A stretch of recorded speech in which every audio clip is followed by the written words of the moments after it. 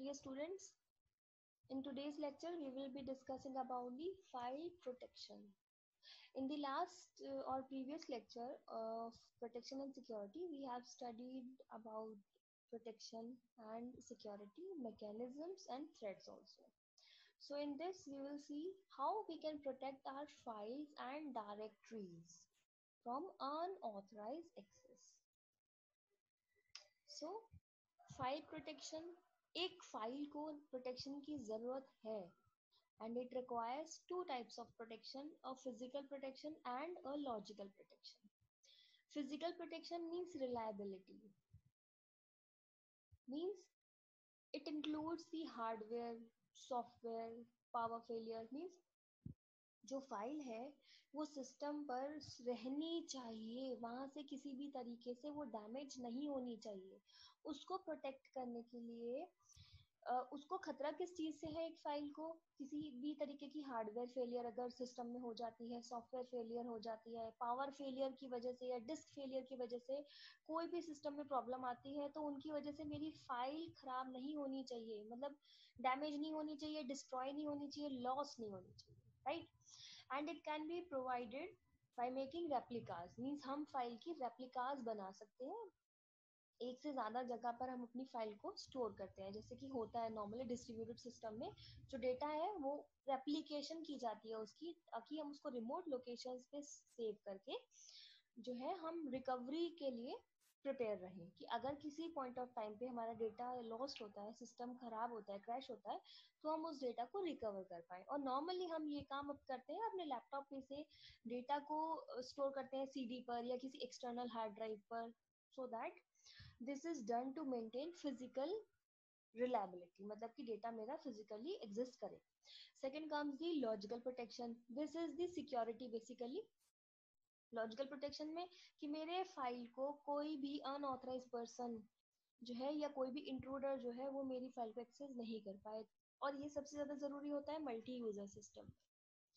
जैसे कि आपके पास कोई भी आपका एक बहुत इंपॉर्टेंट कोई बहुत ऐसी चीज जो आपको बहुत ज्यादा पसंद है और वो जो है आप चाहते हैं कि घर में कोई भी उसको यूज ना करे, जहाँ पर आपके घर में बहुत सारे लोग हैं, तो आप क्या करते हैं, उसको कबर्ड में लॉक कर देते हैं। इन दैट केस आप उसको प्रोटेक्ट करना चाहते हैं किसी भी अनऑथराइज एक्सेस से, है ना, और इसके लिए आपने उसको कबर्ड में लॉक कर दिया है। या फिर अगर कोई लेना चाहेगा तो आपसे पूछ कर लेगा, किसी को चाहिए होगी तो आपसे मांग लेगा, लेकिन खुद से कोई भी नहीं ले पाएगा, राइट। तो इसी तरीके से मल्टी यूजर सिस्टम में लॉजिकल सिक्योरिटी या प्रोटेक्शन जो है फाइल्स का बहुत इंपॉर्टेंट होता है, कि किसी भी पर्सन की गलत एक्टिविटी की वजह से वो फाइल खराब नहीं हो जाए या उस फाइल को किसी भी तरीके से डैमेज नहीं हो। तो ये किया जाता है, this can be achieve by controlled access to files. हम यहाँ पर इसको अचीव करने के लिए फाइल्स पर कंट्रोल एक्सेस अप्लाई करते हैं। सो लेट्स सी कि ये कैसे हम कर पाएंगे। तो टाइप ऑफ एक्सेस, हम एक फाइल को किस किस तरीके से एक्सेस कर सकते हैं। एक्सेस इज परमिटेड और डिनाइड। जैसे मैंने बताया था कि जो प्रोसेस होते हैं वो किसी भी रिसोर्स को यूज करने के लिए पहले रिक्वेस्ट करते हैं ऑपरेटिंग सिस्टम से, रिक्वेस्ट करते हैं, देन यूज करते हैं, देन उसको रिलीज कर देते हैं, right, we know this. So access, अगर वो रिसोर्स अवेलेबल होता है तो ऑपरेटिंग सिस्टम एक्सेस को ग्रांट कर देता है, मीन्स परमिट कर देता है उस प्रोसेस को कि आप you can use this resource. और अगर वो नहीं होता है, ठीक, या उसको नहीं करना है उसको अलाउ, तो वो उस रिक्वेस्ट को डिनाई भी कर सकता है, right. So access is permitted और denied depending on several factors on which is the type of access requested, कि आपकी एक्सेस जो है वो परमिट होगी या फिर आपके रिक्वेस्ट को डिनाई किया जाएगा, ये डिपेंड करता है किस पर डिपेंड करता है। हमारी पॉलिसीज जो पहले हमने भी स्टडी किया था कि पॉलिसी के अकॉर्डिंग ही किसी भी चीज का यूजेज किया जा सकता है, तो उसी अकॉर्डिंग ऑपरेटिंग सिस्टम जो है देखता है कि आपकी एक्सेस, आप कौन सी एक्सेस मांग रहे हैं। सपोज कोई फाइल है जिस जो कि मैं सिर्फ रीड कर सकती हूँ, उस फाइल में मैं राइट नहीं कर सकती, तो अगर आपको सिर्फ रीड करना अलाउ है तो आप सिर्फ रीड ही कर सकते हो, आप राइट की परमिशन मांगोगे तो आपको नहीं मिलेगी, क्योंकि अकॉर्डिंग टू रूल आपको राइट की परमिशन मिल ही नहीं सकती है, तो वो राइट की रिक्वेस्ट आपकी डिनाई कर दी जाएगी। So several different type of operations may be controlled, like read operation जिसमें कि we can read a file, read from file, write, we can write or rewrite the file, we can execute the file, append the information, the new information is written on the file, on the end of the file basically. Delete the delete operation in the file and free its space for possible reuse, right? List is the name and attribute of the file. List में हम क्या करते हैं, list बनाते हैं file के names के और उनके एट्रीब्यूट्स की. And other operations such as renaming, copying and editing the file may also be control. हम इन सबको भी कंट्रोल कर सकते हैं. नाउ लेट्स सी कि हम ये कंट्रोल कैसे करेंगे. Now protection mechanisms. अब फाइल को लॉजिकल प्रोटेक्शन के क्या मैकेनिज्म्स हम यूज करते हैं. फर्स्ट आता है हमारा एक्सेस कंट्रोल. एक सिंपल एक्सेस कंट्रोल है. इसमें हम क्या करते हैं, it provides access based on the user identity. User की आइडेंटिटी के बेसिस पर हम एक्सेस उसको प्रोवाइड करते हैं. एन एक्सेस लिस्ट, इसमें हम एक एक्सेस लिस्ट बनाते हैं. सपोज मैंने एक लिस्ट एक्सेस लिस्ट बनाई, is associated with each file and directory. Suppose एक लिस्ट है, उसमें लिखा है फाइल ए को कौन यूज कर सकता है, process P1, process P2, process P3. अगर फाइल ए को process P1, P2, P3 use कर सकते हैं तो प्रोसेस P4 अगर उसको एक्सेस करने के लिए रिक्वेस्ट करेगा तो उसकी एक्सेस को डिनाई कर दिया जाएगा, उसको अलाउ नहीं करेंगे. इस केस में प्रॉब्लम कहाँ आएगी, क्योंकि जितनी फाइल्स होंगी हर एक के लिए हमें एक एक्सेस लिस्ट बनानी पड़ेगी. ड्रॉबैक क्या है, constructing access list for each file is time consuming and tedious task. अगर मेरे कंप्यूटर में 1000 लिस्ट है तो we have to prepare 1000 access list as per the number of users, और जो कि डिपेंड करेगा यूजर्स के नंबर पे. तो वी डोंट नो कि सिस्टम में किस टाइम पर कितने यूजर्स होंगे, कम होंगे ज्यादा होंगे, तो इसीलिए हम ये डिफाइन ही नहीं कर सकते और ये बहुत ज्यादा टाइम कंज्यूमिंग और एक टीडियस टास्क हो जाएगा.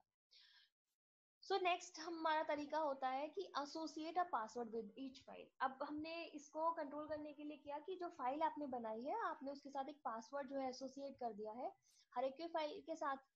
अब होगा क्या कि आपके जितने यूजर्स हैं आप उनके साथ हर एक फाइल का पासवर्ड शेयर करेंगे तो ही वो उसको एक्सेस कर पाएंगे. अब प्रॉब्लम कहाँ आएगी, अगर किसी एक यूजर को मल्टीपल फाइल को एक्सेस करना है तो उसको अगर 100 फाइल को एक्सेस करना है तो 100 फाइल के 100 पासवर्ड हो जाएंगे. तो यूजर को वहाँ पे पासवर्ड रिमेम्बर करने में प्रॉब्लम आएगी, उनको स्टोर करने में प्रॉब्लम आएगी.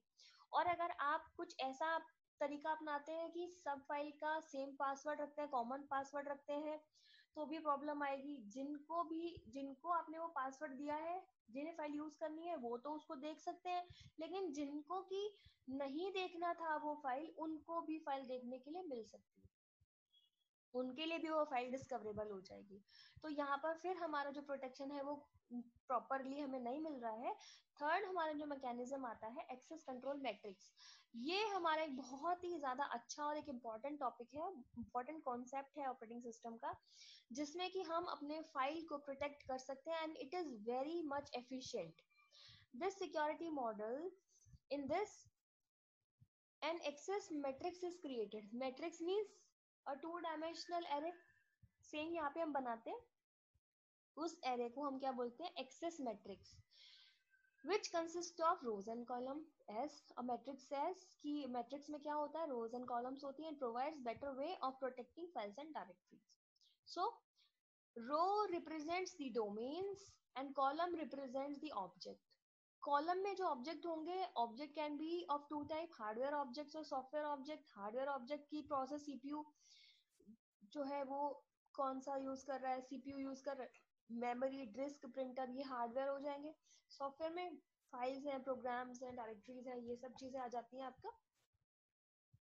Next is the access matrix. अब एक्सेस मैट्रिक्स आप you can see here in the diagram कि यहाँ पर जो ये I D1, D2, D3, D4 and these are the domains means I. मैट्रिक्स के अंदर जो भी हम एंट्री करते हैं दैट इज, वो एंट्री जो होती है उस सेल की वो होती है आई जे, राइट. तो I is the rows means the domains and J are the columns means the objects. So F1, F2, F3 are the objects and printer is the also objects. So F1, F2, F3 may be the files or printer is the hardware object. So access matrix is a security model of protection state in computer system. It is represented as a matrix. Access matrix जो है वो matrix से represent की जाती है and it is used to define the right of each process executing in the domain with respect to object. ये matrix define करती है हर एक प्रोसेस जो चल रहा है उस डोमेन में विद रिस्पेक्ट टू ऑब्जेक्ट. जैसे कि यहाँ पे हम देखें फाइल F1 को D1 डोमेन में ही रीड किया जा सकता है. सिमिलरली फाइल F3 को D1 डोमेन में आप रीड कर सकते हैं. फाइल D2 को D2 डोमेन में हम इन पे कोई ऑपरेशन कोई किसी एक्सेस नहीं कर रहे हैं हम किसी भी तरीके से, तो D2 में आप क्या कर सकते हैं, प्रिंटर को यूज कर सकते हैं. तो प्रिंटर कहाँ काम कर रहा है, D2 डोमेन में ही काम करेगा बस. नेक्स्ट इज D3 डोमेन में क्या क्या हो सकता है. D3 डोमेन में हम F2 फाइल को रीड कर सकते हैं, F3 फाइल को एग्जीक्यूट कर सकते हैं. D4 डोमेन में हम फाइल 1 को रीड राइट कर सकते हैं और फाइल 3 को भी रीड राइट कर सकते हैं. तो इस तरीके से एक एक्सेस मैट्रिक्स बनाई जाती है. The rows of matrix represents the domains and column represents the objects. Each cell of matrix represent a set of access rights. ये access right है. हमने एक्सेसेस पढ़े थे, टाइप ऑफ एक्सेसेस से read write truncate copy link, तो वो सारे क्या है आपके access. So each cell of matrix represents access right which are given to the processes of domain. means each entry, her entry, ये ij एंट्री है, I row और j column, this is the ij entry, defines the set of operation that a process executing in D1, वो process कोई भी process हो सकता है जो कि D1 डोमेन में एग्जीक्यूट कर रहा होगा, चल रहा होगा, तो वो क्या कर सकता है, D1 डोमेन में चलते हुए फाइल F1 को रीड कर सकता है, ठीक है, और फाइल F3 को भी रीड कर सकता है. तो अगर वो रिक्वेस्ट करेगा फाइल F1 को रीड करने के लिए, तो जैसे प्रोसेस D1 डोमेन में F1 F3 को रीड कर सकता है, उसी तरीके से वो किसी दूसरे को भी रिक्वेस्ट कर सकता है रीड करने के लिए, राइट करने के लिए या एग्जीक्यूट करने के लिए. बट इस एक्सेस मैट्रिक्स के अकॉर्डिंग ही उसको ग्रांट किया जाएगा, उसके रिक्वेस्ट को परमिट किया जाएगा, और अगर वो इसके अकॉर्डिंग नहीं होता है तो उसकी रिक्वेस्ट को रिजेक्ट कर दिया जाएगा. मींस अगर कोई प्रोसेस D2 डोमेन में काम कर रहा है और वो फाइल F1 पे कोई जो है एक्सेस करना चाहता है, तो यहाँ पे एक्सेस मैट्रिक्स में वो लिखा ही नहीं है, उसके लिए कोई एंट्री ही नहीं है. तो इसका मतलब अगर कोई प्रोसेस रिक्वेस्ट करता है F1 फाइल को D2 डोमेन में एक्सेस करने के लिए, तो उसकी जो एक्सेस है उसको ग्रांट नहीं किया जाएगा, उसको रिजेक्ट कर दिया जाएगा. और अगर D3 डोमेन में वर्क करते हुए वो प्रोसेस रीड करना चाहता है F2 फाइल को, तो उसकी जो रिक्वेस्ट होगी उसको परमिट कर दिया जाएगा, अदरवाइज उसको भी डिनाई कर दिया जाएगा. So this is all about access matrix and file protection mechanism.